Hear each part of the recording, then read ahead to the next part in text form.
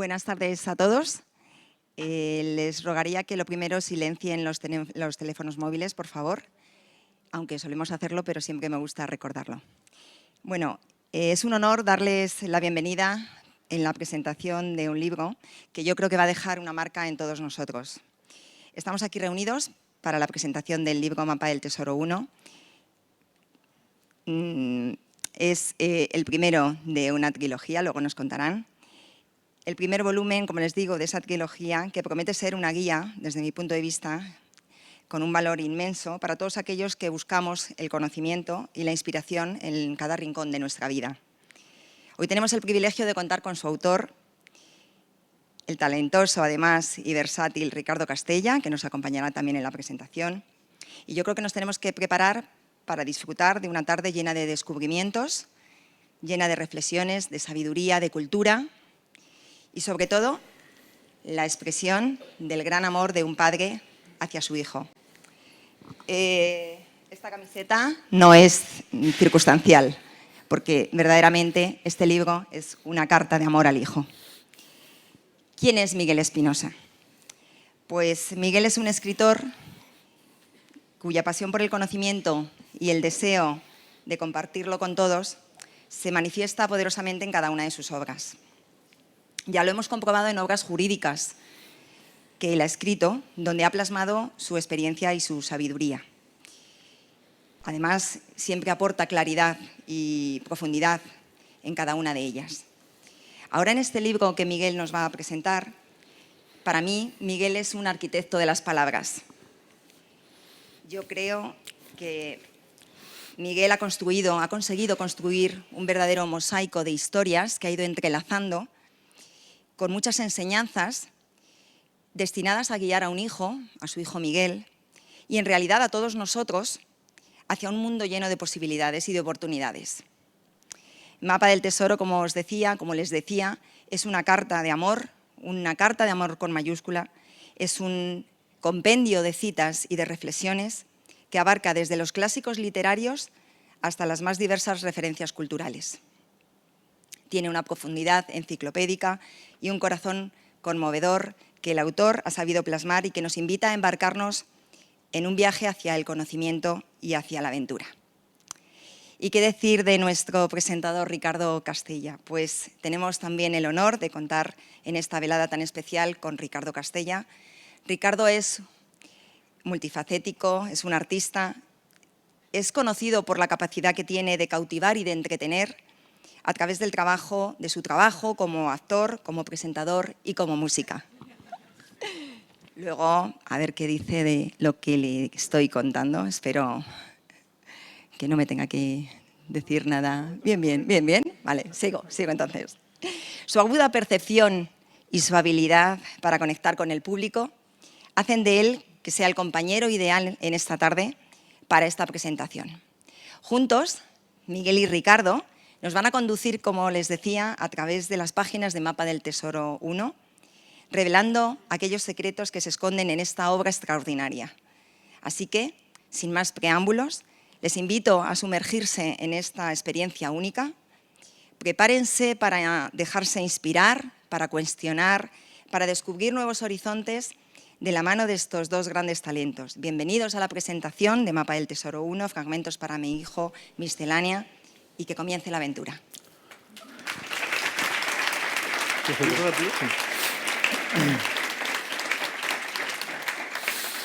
Pilar, muchas gracias por tus palabras.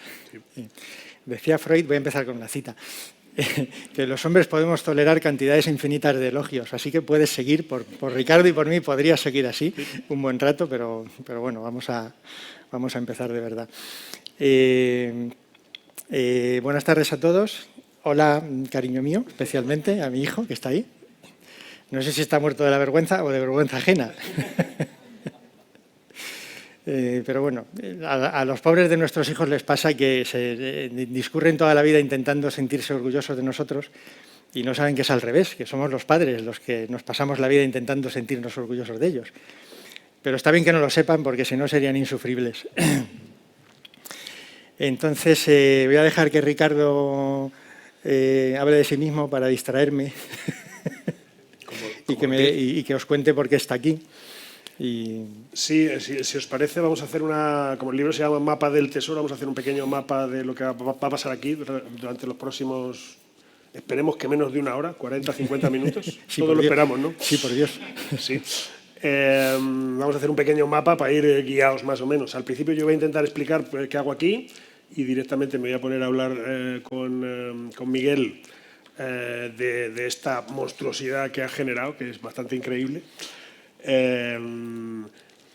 Luego después va a leer unos fragmentos del libro y cuando te quieras dar cuenta, se ha terminado.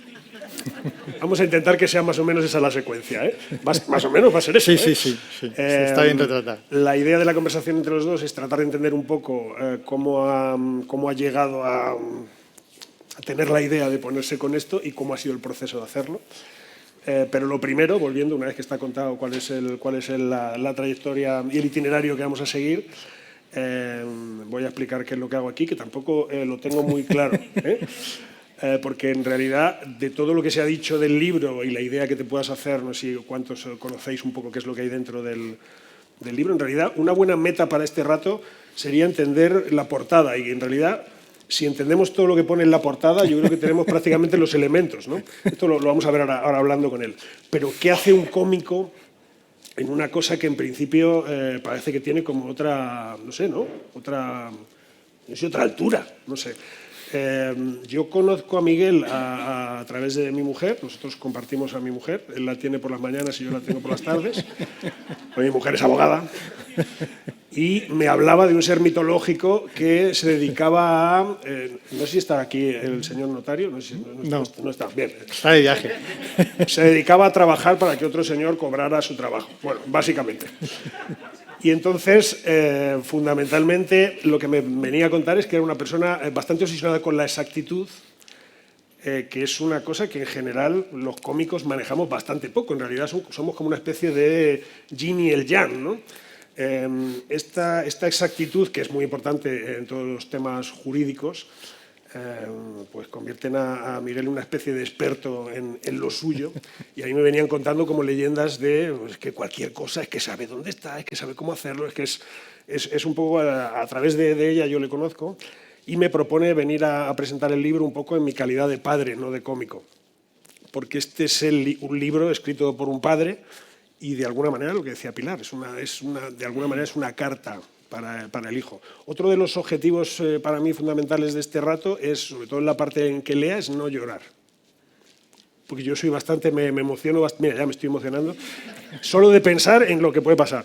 Leyendo el libro he echado unos ratos malísimos, os lo digo de verdad, malísimos de muy emotivos. Porque claro, ahora lo hablaremos con él, se ha puesto a tratar de dejar mal a todos los padres del mundo, transmitiéndole una serie de conocimientos, saber, o en realidad, lo que dice el título, un mapa, ¿no?, de un tesoro. Yo a mi hijo creo que le he enseñado a mear de pie y no te creas que acierta siempre. O sea, de verdad que dices, pero este señor se ha puesto, también es una ayuda que está bien. Si yo a mis hijos necesito contarles las cosas, le digo, pues ahí tienes el libro de Miguel. Ha salido la parte 1 y te quedan 2, o sea que cuidado. Entonces, en realidad, también él me contaba, que yo no sé si esto tiene que ver un poco con el tipo de escaleta, por usar un término televisivo, ¿no?, de mapa que vamos a hacer hoy aquí. Primero charlamos un poco y luego leemos, ¿no?, que esto es algo que en las lecturas o en las presentaciones de libros se hace normalmente, ¿no?, y se hace por todo el mundo. Aquí en España parece que se hace menos. Creo que me contaba Miguel, y ya si os fijáis estoy empezando a darle paso, que no quiere, pero va a tener que hablar, es así. Que esto lo hacía Dickens, ¿no? Que Dickens se ponía... Tiene una cierta relación, si veis, entre esto que parece ser que hacían algunos grandes literatos con los cómicos, porque parece ser que Dickens se iba y se ponía y se leía... Dickens, aquí, después de todo lo que sabemos de Dickens, muy poco se sabe que al principio no vendía nada. De hecho, se autoeditó y al final consiguió más público dando recitales de sus libros en teatros y en auditorios y en salas y en cafés que a través de los libros. Entonces, yo he cogido la idea Y, a ver, lo interesante de esto es hacer una lectura. Dejar que te torturen en público no tiene sentido. Además, me acabas de dar envidia, porque tú has dicho que le has enseñado a tu hijo a mear de pie. Yo he intentado a mi hijo enseñarle a mear sentado y no lo he conseguido. No estamos preparados como porque es más higiénico y incluso... es bastante más práctico. Y ahora que se lee que es bueno para la próstata, además. O sea que... bueno, es buena posición. Entonces, fuera de eso, lo demás está ahí. Hay un cómico, además, Andy Kaufman, que curiosamente una de las cosas que hacía, como uno de los gags que hacía, es empezar un show leyendo El Gran Gatsby. Y empezaba a leer El Gran Gatsby y la gente estaba ahí esperando el chiste y se leía entero El Gran Gatsby, hasta que se vaciaba el teatro. Yo espero que no leas tantísimo hoy, pero tiene una cierta relación aquí, ¿no? El señor que escribe y lee, el cómico que lee. Vamos a intentar un poco maridar estas dos Sí, disciplinas y al final este cómico que leía El Gran Gatsby al final tenía pues, a un teatro entero que le están leyendo El Gran Gatsby, que está bien, y tiene mucho que ver con lo que es el contenido del libro, que tiene que ver con el amor por la lectura, con el amor por la cultura y con la posibilidad y la capacidad de transmitirla y cómo se hace eso ahora. Ahora mismo mucha de la cultura se transmite mediante recomendaciones que no las hacen las personas, que son algoritmos, ¿no? Que tú llegas y te dicen, como te ha gustado esto, te va a gustar esto. Y este libro tiene una característica para mí singular, que es que permite no solo las recomendaciones, sino también dar, bueno, esto que decíamos de tratar de descifrar qué es lo que hay en la portada, ¿no?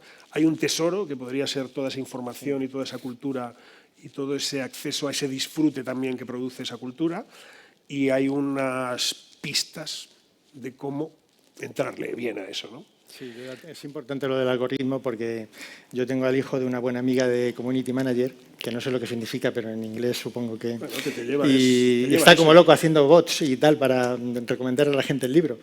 De momento hemos llegado a los 163 seguidores en Instagram.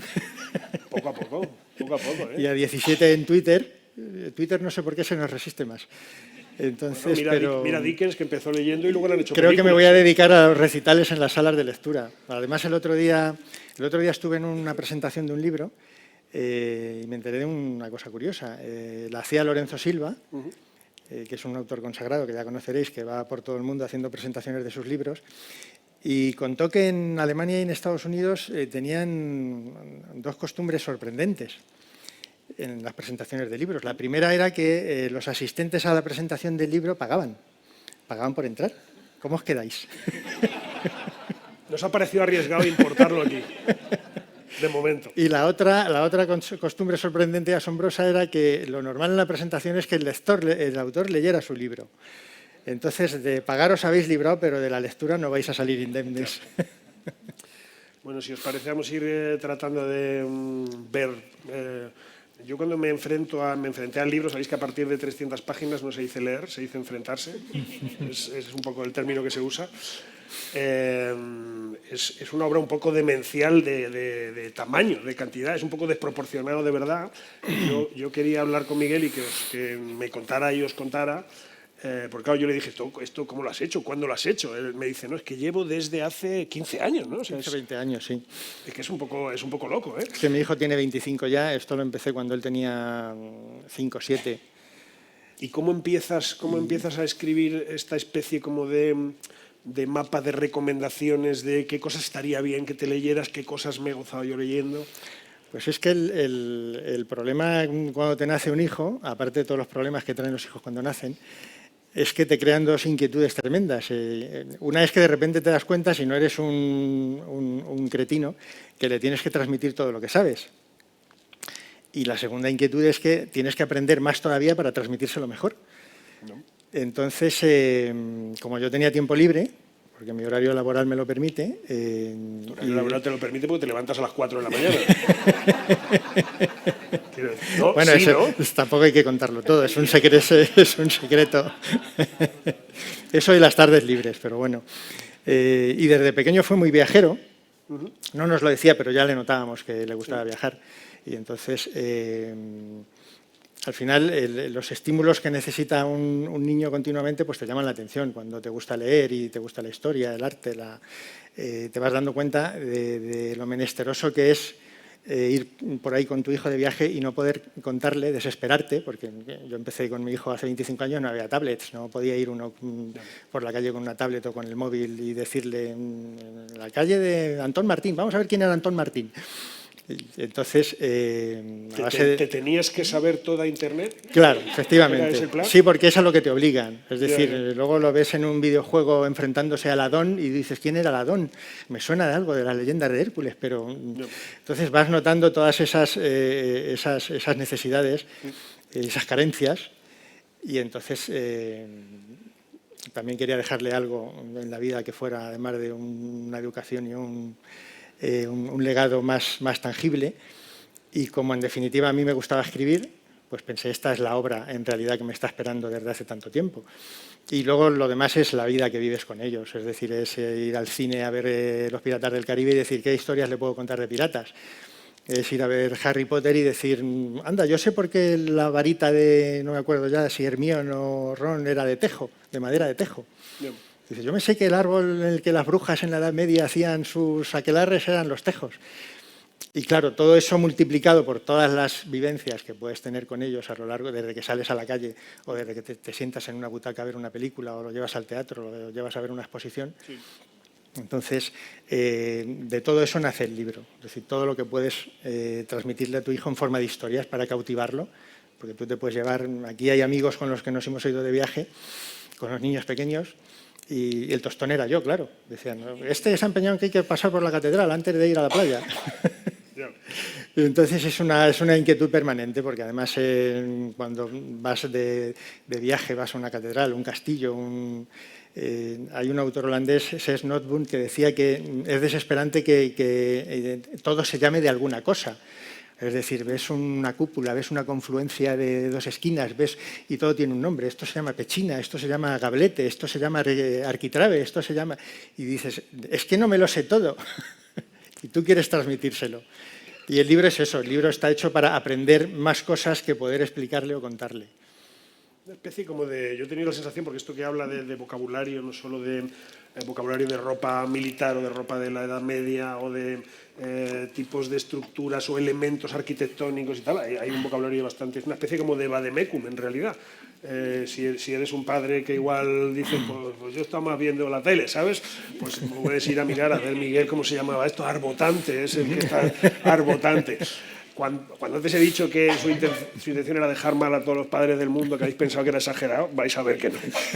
Lo vais a comprobar.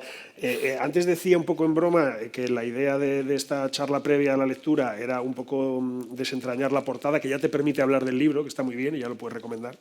En realidad, decíamos que es mapa del tesoro, el tesoro, ahora trataremos de ver un poco en qué consiste, y el mapa esto, las pistas, el cómo llegar.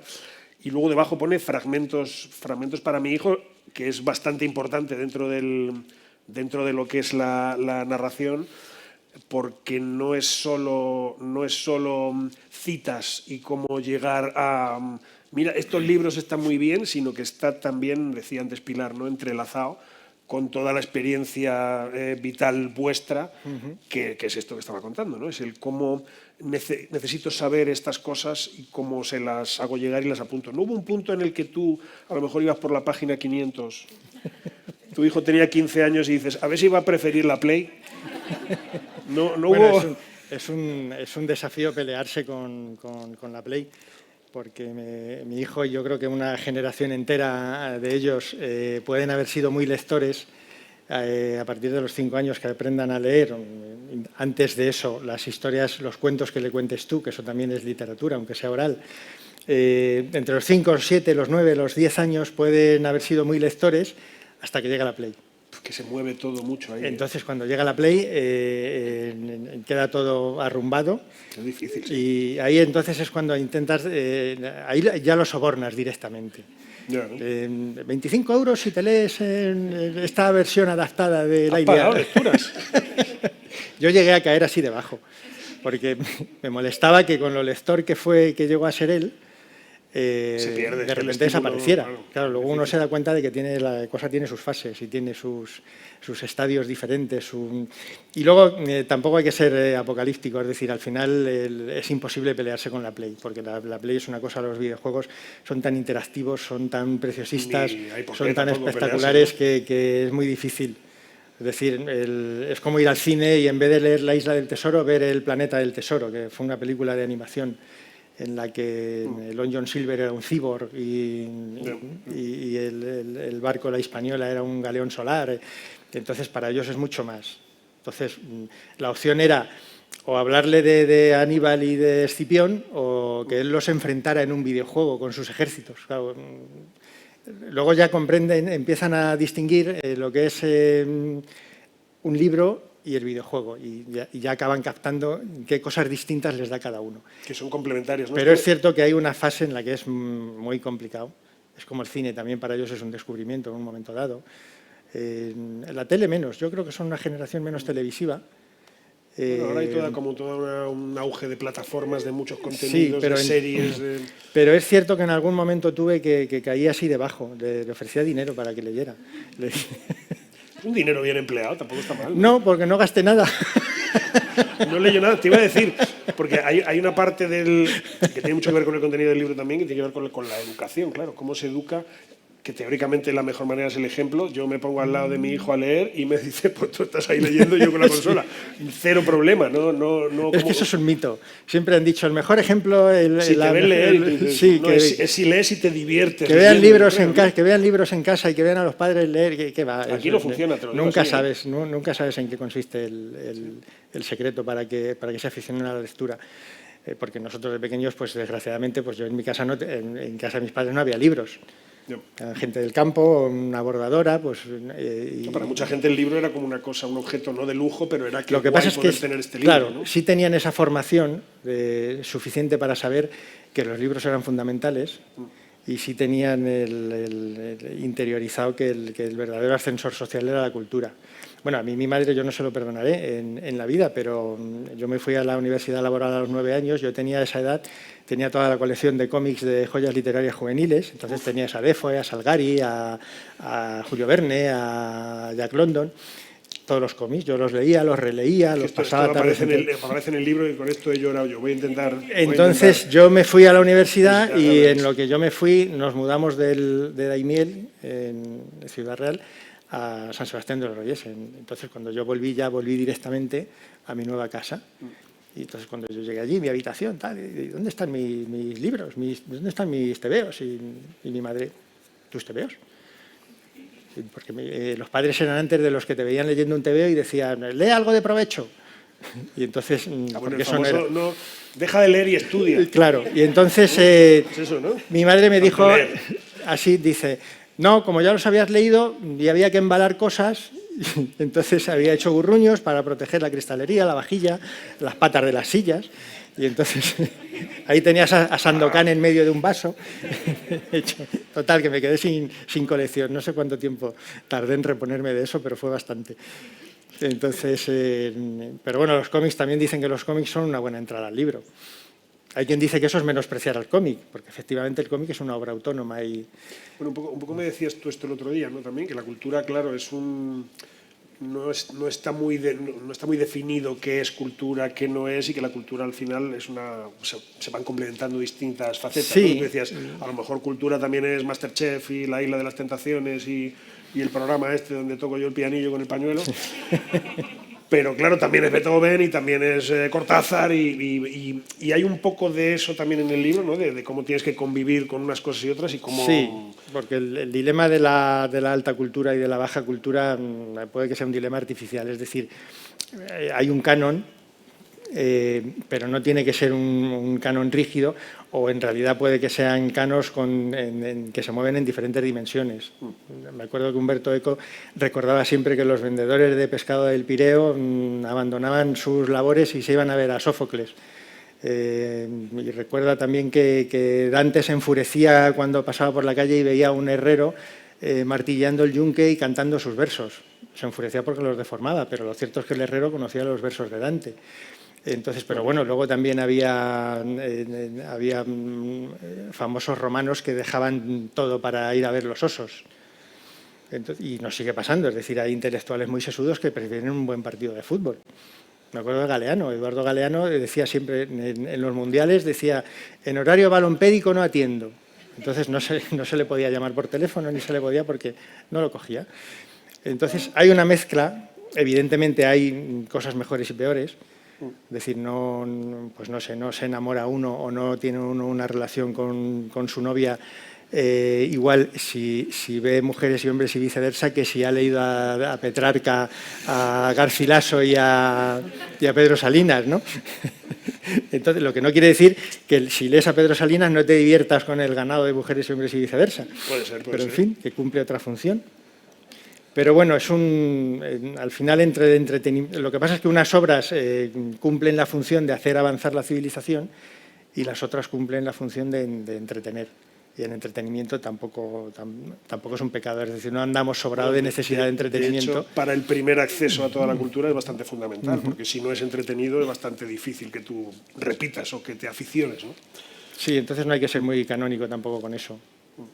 Sí, el libro tiene mucha parte, digamos, de esto que decía, ¿no? De lo que yo creo que tiene Miguel de la afición por la exactitud, ¿sabes? Que le dice que tú eres muy tiquismiquis, sí, pero es que no es exactamente eso, ¿no?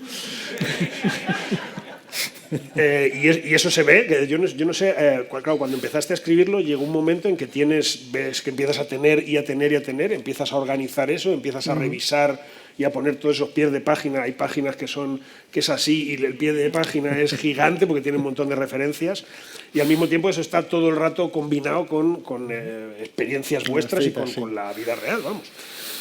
Que es bastante, yo estoy un poco de acuerdo con Pilar, bastante emocionante de leerlo, es bastante fascinante la mezcla de cosas. Claro, la dificultad era darle vida, pero el secreto estaba en que el libro nacía de la vida, es decir, no se trata de una acumulación de datos culturales, sino he intentado que vinieran al hilo de lo que era una vivencia nuestra, una vivencia normal y corriente, es decir, lo que decía antes, vas a ver una película y se te ocurre una historia, vas a Burgos de viaje y ves la estatua del Cid y pues, le cuentas la historia del Cid hasta donde sepas. Entonces, no se trata de contar por contar, hacer una lista o de un catálogo de obras de literatura, de música, de cine. No, es decir, teniendo en cuenta lo que has vivido cada día, y hoy puede ser que has ido a ver una película que te ha parecido interesante o por la que tu hijo te ha hecho una pregunta, mañana puede ser que has estado jugando con un videojuego y resulta que en el videojuego salía, pues eso, Ladón, o salía Hércules, o ves la película de Troya, y entonces te ves obligado a explicarle, oye, que Troya no es esto. Es decir, esto es Troya, pero Troya es de un señor de hace 8 siglos antes de Cristo, que además escribió una cosa que se llamaba la Ilíada, y luego hay miles de versiones. Y así con todo. Es decir, cuando es una cuestión más de tener contexto, que es lo que a lo mejor falta ahora. Ven el musical, ¿no?, de Aladino y dicen, qué bonita historia, cómprame el libro del musical. Y digo, el libro son Las mil y una noches y son 3 tomos. Ha habido más gente que ha escrito de 3 en 3, ¿eh? Entonces, claro, la idea era hacerlo fácil, hacerlo llevadero o hacerlo legible sobre la base de ese fundamento. Es decir, que la gente se sienta identificada, porque todo el mundo ha ido con sus hijos al cine, todo el mundo ha ido al teatro, todo el mundo ha tenido una duda que resolver cuando el niño te pregunta ¿por qué los que están en las antípodas no se caen de la tierra hacia abajo? Que es una pregunta que nadie sabe responder nunca, porque tú dices la gravedad, pero no se explica. Es más largo, ¿no? Sí. Entonces, y luego la otra dificultad ha sido las citas. Pero las citas serán inevitables porque, claro, en un libro que quiere transmitir cultura, es decir, lo que tú tienes que transmitir es lo que tú has aprendido. Ya se ha transmitido antes, ¿no? Claro, y como está ahí, se trata porque eso es la tradición, es decir, transmitir a los que vienen detrás lo que tú has adquirido de tus antecesores. Y como hay milenios de cultura a nuestras espaldas, pues no vas a salir. Hay quien dice escribir sin citar es repetir sin saberlo. Sí. Entonces, buena gana, sabiéndolo, no decirle, además por modestia, esto lo ha dicho otro antes que yo, lo dijo mejor y además era este. Y lo de las citas a pie de página es para que sepan ubicar. Es decir, para que si yo le digo que estoy citando a Santo Tomás de Aquino, tenga el siglo al que pertenecía Santo Tomás de Aquino. Y si le cito a Oscar Wilde, tenga la referencia. Que puedas ubicar y que no estés perdido. Entonces, ¿no? Es un mapa, ¿no? Sí, es un poco... Es decir, luego nadie lee las notas a pie de página, pero por lo menos si quieres consultar la fecha de nacimiento y muerte, las tienes ahí. Sí, estás un poco más situado. Yo creo que, si os parece, vamos a pasar a leer. Yo por mí, no sé si una última cosa, que es la objeción principal de todo el mundo al que yo le cuento esta historia, que me tiene un poco fascinado. Se pone a escribir y se lo escribe todo y se lo ordena. Muy buena idea sacar primero el 1, porque quería sacar los 3 publicados en un solo volumen. Porque claro, él se maneja con esos libros normalmente, pero le han dicho, vamos a ir primero, y luego cuando la gente diga, está muy bien, digo, pues toma el segundo. Que está muy bien, que es que como está... la pregunta que me hace todo el mundo es, ¿y todo ese tiempo que estaba escribiendo podía haber estado con su hijo? Esto es una cosa que lo estáis pensando todos.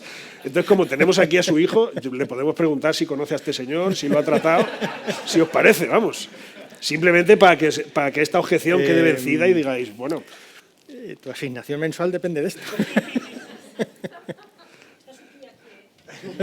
Hay más gente de la familia, ¿no?, que puede... Hola a todos, gracias por venir. Y sí, decir que sí que lo conozco, que... Tenéis trato, ¿no? Sí. O sea, él a ratos se va a leer, pero a ratos también está, ¿no? Sí, decir, bueno, en el libro sale reflejado que al principio estábamos más separados, pero ahora sí, llevamos ya un montón de años. Felicísimo de tener un padre así, y decir que no podría estar más orgulloso de él. O sea, que te llevaba al fútbol y todo esto. Sí. Se hicieron cosas además de escribir, ¿eh? Y si os parece, nos ponemos a escuchar ya un poco... Yo a veces tenía esa inquietud, no creas, porque tengo conciencia de haber estado mucho tiempo con él, o casi todo el tiempo posible que he pasado con él.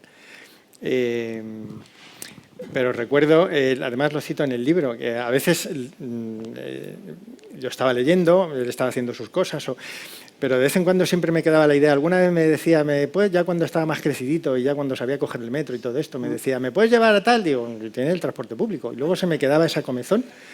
Y me acuerdo que no sé qué autora ahora decía que de pequeña tenía una madre editora y se pasaba la vida entre libros. Y entonces esta chica lo llevó peor, porque de mayor sí tenía cierto trauma, y decía, yo de pequeña quería ser libro para que mi madre me hiciera caso.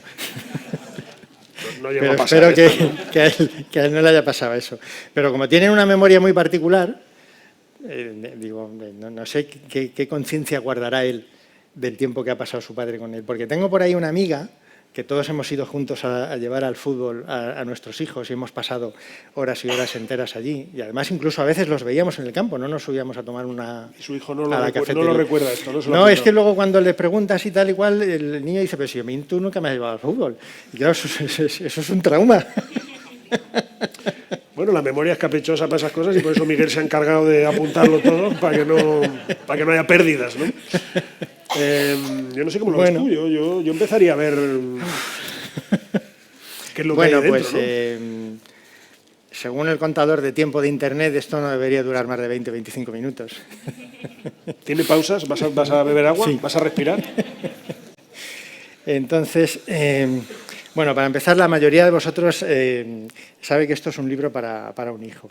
Por extensión, quiero pensar que es un libro para todos los hijos, y de alguna manera también esperaría que fuera para todos los padres. Y por extensión también quiero pensar que es un libro para todos aquellos a los que les guste una buena historia. Lo que he hecho para esta presentación es mezclar algunos fragmentos de la obra, que me han parecido más al hilo, y los leeré como si me dirigiera a ese hijo que tenemos todos o a ese hijo que hemos sido todos. Entonces, Platón, en uno de sus diálogos, le pedía a Gorgias, enséñame cómo hay que vivir. Y no hay padre que no ambicione responder a esa petición del mejor modo a su alcance. Para que te hagas una idea, a mí lo que me habría gustado escribirte es una mezcla entre los ensayos de Montaigne y las cartas de Lord Chesterfield a su hijo, todo eso entreverado con la ética que Fernando Savater escribió para el suyo. Pero bueno, lo que me ha salido es esto. Es más extenso, eso sí. Sí. Entonces he intentado escribir el libro que a mí me hubiera gustado tener a mano siempre, el libro de las respuestas y las historias que mis padres no pudieron tener a mano para mí, y el libro de las respuestas y las historias que siempre me hubiera gustado tener disponible para ti. Se trata del mejor legado que concibo, pero no temas, no son unas memorias. Aquí he seguido el consejo de Ortega y Gasset, que decía que si uno es una persona interesante o egregia, las memorias están bien, pero si no son una lata. Entonces, lo que sí he querido es incluir algo de lo mejor que nos ha sucedido juntos. Tus risas, tus asombros, un castillo, el mar, algún sabor que hemos comentado. Porque llega un momento, decía Andrés Neumann, que hasta los recuerdos más tontos desprenden una luz. Y todo ello, para hacerte lo interesante, he procurado enmarcarlo en ese vasto y espléndido ámbito que es la cultura, que es en la que te has criado, y a fin de que sepas de dónde vienes y con qué cuentas para cualquiera que sea el lugar a donde te diriges. ¿Por qué? Porque la razón es que llegará un momento en que si te mantienes vivo, si no te limitas a discurrir por la existencia, padecerás la inquietud de querer ser otros, estar en otras partes y haber vivido otras épocas. Y para lograr eso no hay nada mejor que la cultura, la colosal narración del paso de los hombres por la tierra. Pérez Reverte lo resume bien, que la cultura te permite pelear con los tlaxcaltecas, te permite navegar por el mar tenebroso, te permite construir las pirámides, puedes hacer un emocionante descubrimiento en la soledad de un laboratorio, puedes luchar en las cruzadas o ser amigo de Beethoven. Y a mí me habría gustado en realidad inventarte historias, no contártelas, pero como carezco de esa habilidad taumatúrgica, pues al menos intentaré darte noticias de cuántas de ellas existen. Una de las citas que encabeza el libro es de Sabater, que decía: si yo supiera contarte historias, te las contaría.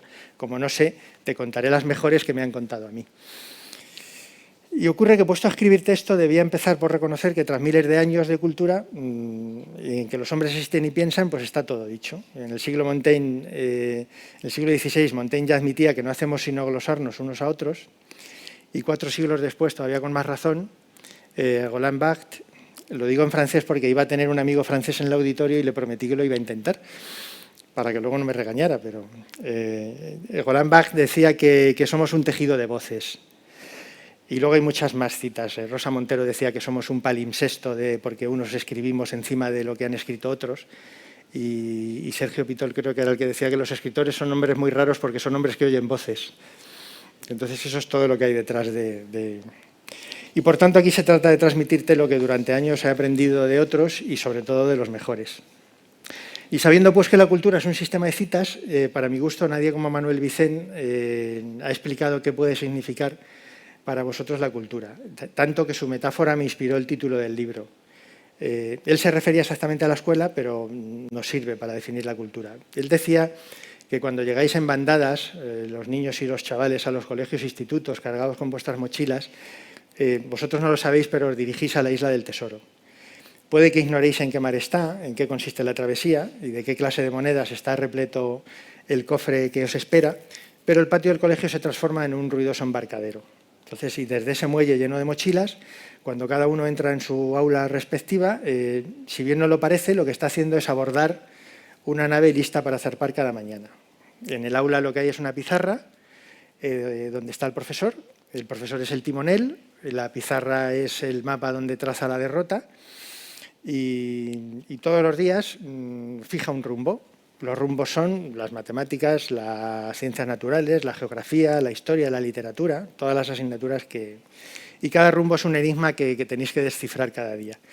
La travesía se convierte en algo largo y azaroso y lleno a veces de infortunios. De hecho, muchos no avistarán las palmeras pues por escasez de medios, por falta de esfuerzo, por mala suerte. Y de los pequeños expedicionarios que embarcaron hacia la isla del tesoro, solo los más afortunados llegarán a buen puerto. Algunos soñarán con cambiar el mundo y otros se limitarán a vivir a ras de existencia. Pero en todo caso, cuando recién desembarcados pregunten dónde está el cofre del tesoro, el timonel les dirá: estaba ya en la mochila que cargabais al llegar al colegio. El tesoro es todo lo que habéis aprendido, los libros que habéis leído y la cultura que habéis adquirido. Y ese tesoro que lleváis con vosotros, nadie os lo podrá nunca arrebatar. Todo lo que aprendáis en el colegio y más tarde en la universidad, etcétera, será una riqueza invisible que os acompañará a cualquier parte del mundo donde vayáis. Y tiene una ventaja, no tendréis que declararla en la aduana, los escáneres no la detectan, la policía no os la puede confiscar y estará siempre a salvo de los ladrones. Lo que ocurre es que tenéis que tener mucho cuidado porque es un tesoro y los piratas os lo intentarán arrebatar. La manera preferida de los piratas de arrebataros el tesoro será el lavado de cerebro, y los cañones, los garfios con los que lo intentarán, pues serán el fanatismo, la superstición, el sectarismo, la manipulación de las redes sociales, los recortes en la educación. De modo que tened siempre presente que cuanto mayor haya sido vuestro aprendizaje, mayores vuestros conocimientos, mejor pertrechados estaréis para resistir en ese último reducto, en ese último bastión vuestro que será la libertad. Aquí acaba la metáfora de Manuel Vicent. Es hermosa, ¿verdad? Entonces, por todo esto, si vas a crecer en un mundo donde pretenden hacerte creer que la cultura son programas de televisión como Operación Triunfo, Gran Hermano, Supervivientes, los videojuegos y las tabletas, las películas inundadas de efectos especiales, los conciertos de rap o de reggaetón, los vídeos de YouTube, el Twitter o el Instagram, los graffiti, la publicidad de los astros del fútbol y los gustos de las estrellas de cine, los desfiles de moda y las paparruchas de los grandes chefs, espero que antes de faltarte me haya dado tiempo a hablarte de muchas cosas. Espero que me haya dado tiempo a hablarte de Don Quijote y de la Isla del Tesoro, de Aquiles y de Héctor, de D'Artagnan y de Aureliano Buendía, de Leónidas de Esparta y de Alejandro Magno. Espero haber llegado a poner en tus manos un primer Mortadelo y Filemón, un primer Conan, un primer Sherlock Holmes, un primer Oliver Twist. Querré haberte regalado tu primer Manolito Gafotas, o acaso tu primer fragmento de Juan Ramón Jiménez. Ese sempiterno, Platero es pequeño, peludo, tan blando por fuera que se diría todo de algodón, que no tiene huesos. ¿Y con quién si no conocerías el mar? No el mar del turismo. ¿Acaso alguien te hablaría del Victory de Nelson o del San Juan Nepomuceno de Churruca? ¿Te hablaría de Sinbad o de los Argonautas o de Moby Dick o de Don Juan de Austria y Ali Bajá? ¿Y cómo habrías disfrutado con la Sinfonía de los Juguetes? ¿O quién te habría hecho escuchar las campanas victoriosas de 1812 de Tchaikovsky? ¿Quién te descubriría que existen historias que comienzan la cólera canta, oh musa, del pelida Aquiles, que causó a los aqueos incontables bajas y arrojó al Averno a tantos héroes y los hizo presa de los perros? ¿Habría alguien que te regalara el Sandokan de Salgari o las historias de dragones de Nesbit? ¿Habría quien riera contigo compartiendo entre risas la lectura de los cuentos en verso para niños perversos de Roald Dahl? ¿Habría quien contigo de la mano, ante un cuadro o una talla o un mármol en el Museo del Prado, en el Lázaro Galdiano o en el Arqueológico, te explicara el suplicio de Sísifo o recuperara para ti ante un San Francisco de Asís aquel poema para niños de Rubén Darío que protagonizan el santo y el hermano lobo, o te explicara que la piel con que se reviste el fornido Hércules es la del león de Nemea? Y habría quien lamentara como yo no saber orientarte en la noche estrellada y explicarte los misterios de las galaxias, pero al menos como yo intentara suplir esa astronómica ignorancia relatándote el origen del nombre de las constelaciones. Y puede que acabes teniendo a tu lado a alguien que te enseñe a reconocer, como yo no sé hacerlo, el arce y la ceiba, la acacia y el flamboyán, el ombú y el palisandro, el alerce y el quejigo, pero quizá no sepa decirte nada, como yo sí he sabido contarte, de los arcos de madera de tejo ingleses que vencieron en Crécy, en Poitiers, en Agincourt, a la acorazada y arrogante caballería francesa. ¿Y quién te descubriría que hay otras geografías diferentes, más lejanas y sin embargo más accesibles que las de nuestras carreteras, nuestras costas? Lugares como la Tierra Media o Avalon, que ya conoces, o como Innsmouth o el desierto de los Tártaros, que sin duda te gustará conocer. Espero que no creas que se puede vivir perfectamente sin necesidad de todo esto. Se puede vivir, pero no perfectamente. Y espero que antes de faltarte me dé tiempo a contarte muchas de estas cosas, o espero que me dé tiempo a dejarte algunas, las más preciosas, aquí compiladas, como quien reúne para su hijo la mayor cantidad posible de fragmentos de un vasto mapa del mundo que fuera un maravilloso mapa del tesoro. Ahora viene lo peor. Y sin embargo, desde luego, la cultura no es solo eso. No olvidemos lo fundamental. Borges entendía que el único deber que tenéis los hijos para con los padres es la de ser felices, no el de obedecernos o respetarnos. Y los padres, por tanto, deberíamos descubrir pronto que nuestra misión en la tierra es ayudaros a encontrar la felicidad. De modo que también se trata de dejaros un bagaje ético, algo que os ayude en la consecución de la vida buena. No es lo mismo que la buena vida, pero en algunos momentos llega a parecerse. Total, que la felicidad. De la felicidad decía Gabriel Ferrater que es imposible hablar sin poner cara de idiota. Y Ignacio Peiró dictaminaba que ponerse lírico resulta una manera insuperable de convocar la vergüenza ajena. Y he sabido, corrobora Javier Cercas, que nada resulta más complicado que convertir en buena literatura los buenos sentimientos. Así que como despedida, se me ocurre que en este punto lo mejor es rescatarte las voces de algunos padres que no han puesto cara de idiota o han sabido disimularla al hablar de la felicidad y han sabido hacer buena literatura con los buenos sentimientos. Sergi Pàmies te explica muy bien qué es un hijo, qué sois para nosotros. Si te haces daño, te consuelo. Si te pones enfermo, te cuido. Si te equivocas, te corrijo. Si discutimos, yo impongo mi posición, aunque la razón la tengas tú. A menudo te pido más de lo que puedes darme y casi siempre me exiges más de lo que puedo ofrecerte. En todo caso, dependemos el uno del otro. Para que crezcas tengo que encogerme y para que madures tengo que marchitarme. El final llegará cuando no me necesites y yo tenga que fingir que no me molesta que hagas tu vida. Y también me gusta cómo Sergi Pàmies pide a los demás que lo despidan de su hijo. Cuando yo ya no esté aquí y siempre que no haya nadie delante que pueda avergonzarlo o hacerlo sentir incómodo, decidle que le quiero. Andrés Neumann te recomienda, diviértete, ¿me oyes? Cuesta mucho trabajo divertirse y ten paciencia, pero no demasiada o no siempre. Y cuídate como si supieras que no siempre vas a ser joven, aunque está bien que no lo sepas. Y que siempre haya sexo, mucho sexo. Y que los hijos vengan tarde si vienen. Y ve a la playa en invierno es mejor, ya lo verás. Viaja solo de vez en cuando. Dice, y no te enamores todo el tiempo, pero sé coqueto. Y desconfía de quienes no veneran el asombro de estar aquí ahora en el mundo. Y que sepas que existe la alegría, pero tendrás que conseguirla. Y cuando la consigas tendrás miedo de perderla. Y comprende a tu padre, no es fácil velar por alguien siempre. Espero, como le escribía David Gistau a su hijo, que ese día que saliste a vivir lo hicieras sabiendo, confiado, que cualquier rescate estaba tan solo a una llamada de teléfono. Entre las recomendaciones de Paul Auster están estas. Intenta encajar los golpes, lleva la cabeza alta, vota en todas las elecciones, ve mucho al cine, no te mates a trabajar, visita en el hospital a tus enfermos, coge en brazos a tu hijo, defiende al débil, hazte valer, bebe una copa de vino o de cava todos los días y recuerda lo hermoso que eres. Emily Dickinson te sugería lo siguiente: si alivias el dolor de una vida o calmas una pena o llevas un desfalleciente petirrojo de nuevo a su nido, no habrás vivido en vano. Y no causes molestias. Como dijo Borges, es la primera obligación de un caballero. Yo lo he intentado toda la vida, tanto que, como recomendaba Joubert, te prometo que procuraré morirme sin darte la lata.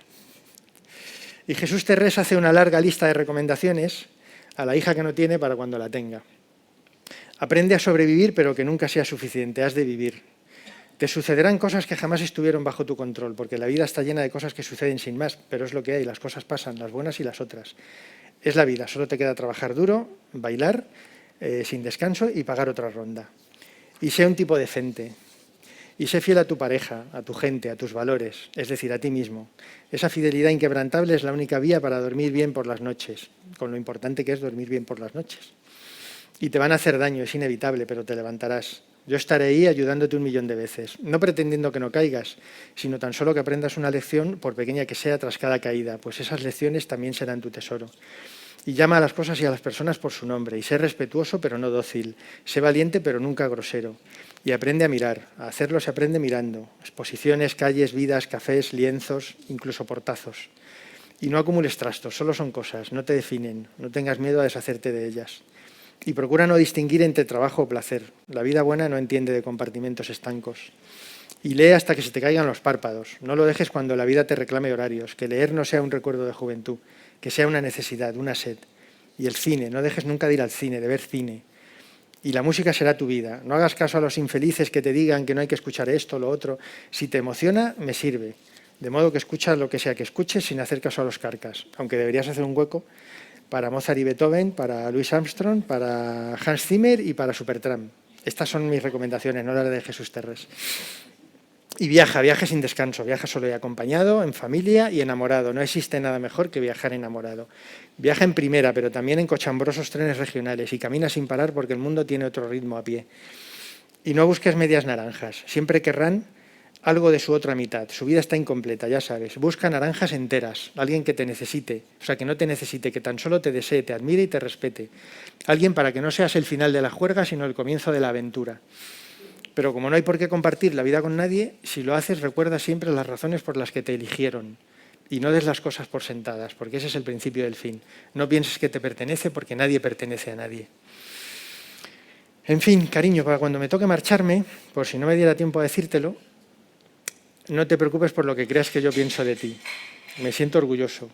Siempre lo he estado, incluso cuando creías que todo lo contrario. Pero tampoco concedas a esto demasiada importancia, porque no es obligación tuya hacerme sentir orgulloso. Ya has hecho lo mejor que puede hacer un hijo en su vida, que es hacer sentir a un padre afortunado. De modo que, parafraseando los versículos de la segunda epístola del apóstol Pablo a su discípulo Timoteo, me gustaría decir: he peleado hasta el fin el buen combate. Te he amado cuanto un padre puede amar a su hijo, o al menos te he amado lo mejor posible. Concluí mi carrera. He conservado mi fe en la vida. Espero haber sabido transmitírtela. Y para concluir, no te preocupes por mí. Ahora que ya eres mayor, me gusta cómo Milena Busquets empieza a despedirse del hijo que también a ella se le hace mayor.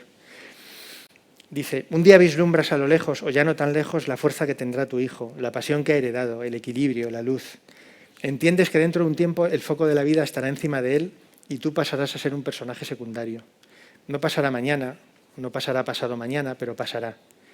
Y será señal de que no has hecho las cosas tan mal. Y te bajarás del escenario con una graciosa reverencia y con un beso lanzado al aire. Muchas gracias.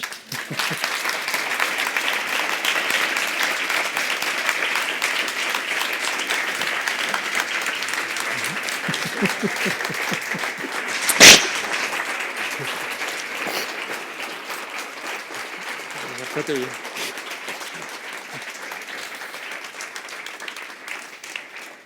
Bueno, pues yo he conseguido no llorar, enhorabuena para mí. Y si ahora pudiéramos transformar el brillo en los ojos en energía, pues habríamos solucionado el problema de los hidrocarburos, a lo mejor. Puede ser. Bueno, es un poco complicado tomar ahora la palabra, porque estamos todos con la emoción. ¿Qué te digo? Gracias, gracias y gracias 3 veces por la trilogía. Miguel, por compartir con nosotros este viaje tan enriquecedor y tan emocionante. Decías antes que todos llevamos una mochila y creo que esta tarde hemos llenado esa mochila con esta aventura que has compartido con nosotros. Nos llevamos un tesoro y espero que todos ustedes así lo hayan vivido. Gracias, Ricardo, porque tu compañía ha sido de gran valor. Y en menos de una hora, recordad. Cierto. Y gracias por ayudarnos a explorar este mapa con tu ingenio, tu carisma y, por supuesto, con tu humor. Y a todos ustedes, por supuesto, muchísimas gracias. Su interés, su entusiasmo son el motor que impulsan eventos como este, en el que podemos disfrutar de público avispado y deseoso de compartir momentos intelectuales, momentos apasionados, momentos con sentimiento. Ahora vamos a pasar todos a disfrutar de un cóctel en el que podremos conversar y compartir momentos con Miguel, con Ricardo, y que puedan disfrutarlo y continuar con una tarde que yo creo que está siendo muy emocionante para todos. Muchísimas gracias. Bien, bien. Muchas gracias. Pues nada. Gracias.